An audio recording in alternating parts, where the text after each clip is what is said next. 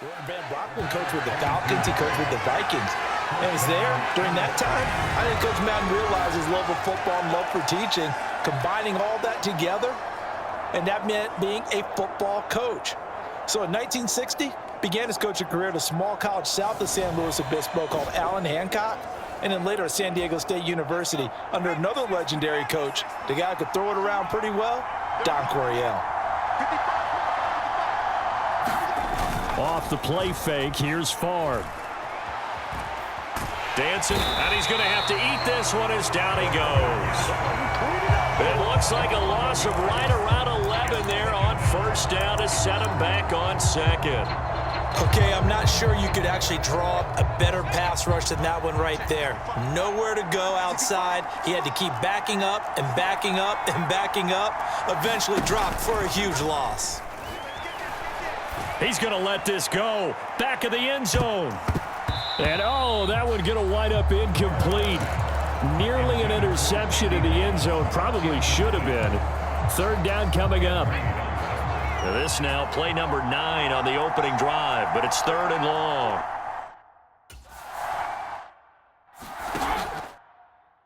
Now Favre.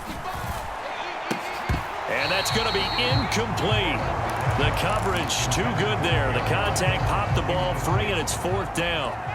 So on fourth down, here's the Australia native Mitch Wishnowsky to punt this one away. Back deep, two-time Pro Bowler Dante Hall. And this one's out of bounds. Should be inside the 10, I think it is. At the 6-yard line.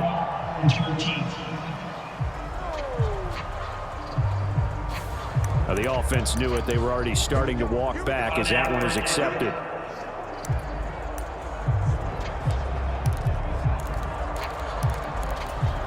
So, Charles, as mentioned, we've got another Coach Madden over here on the AFC sideline. Of course, his Raiders, members of the AFC West. So this is a conference he battled in for his entire career. And you think about the landscape of the NFL as he was getting into the back half of his tenure. It was a golden era for coaches. You had Don Shula, Tom Landry, Chuck Noll, Bud Grant. But it was John Madden who had the best winning percentage of them all, CD. 759, the best ever. Brandon, it's hard to believe he could be so successful in a conference with all those great teams. The Steelers won 4 Super Bowls. The Dolphins won 2 and were a mainstay in the playoffs. The Colts were tough.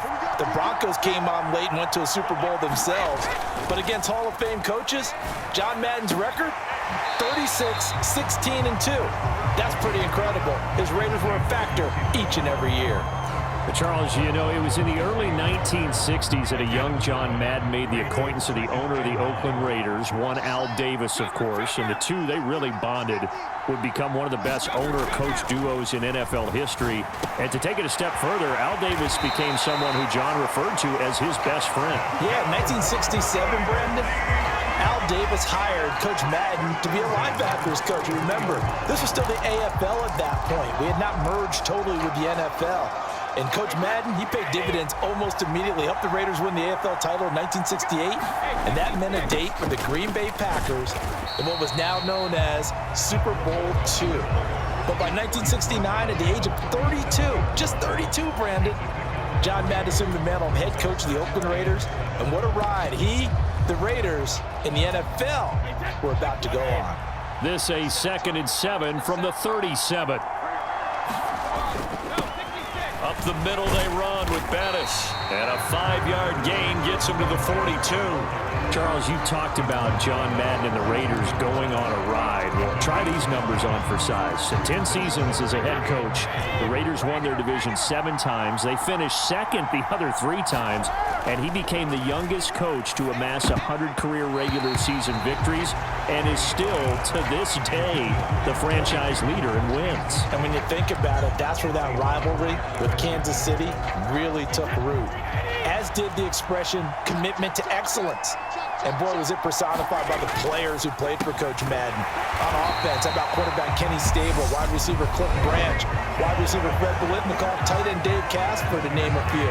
How about those great linemen he had? Center Jim Otto, guard Gene Upshaw, tackle Art Shell, all of them in the Pro Football Hall of Fame. And guys on the defensive side of the ball, the Mad Stork himself, Ted Hendricks, Willie Brown, John Matuzak, Otis Sistrunk, and Big Ben Davidson. So many great players, so many great memories. Charles, you think about all the success that John Madden had as an NFL head coach, and he had plenty, and we talked about it, including the 10 straight winning seasons, a Super Bowl title.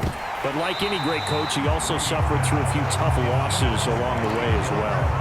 And Brandon, those tough losses came in high-stakes games because they always had such great success. Think about it this way.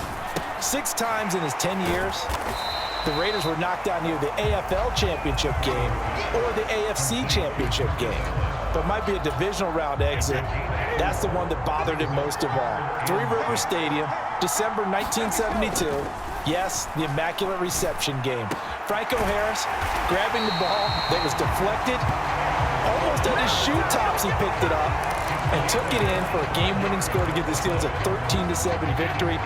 And partner, anyone who loves black and silver still doesn't believe that ball hit anyone in black and silver that day. And that is caught for an AFC touchdown. Tim Brown, an 11-yard touchdown. And they are able to strike first here on their opening drive. Now Adam Vinatieri for the point after.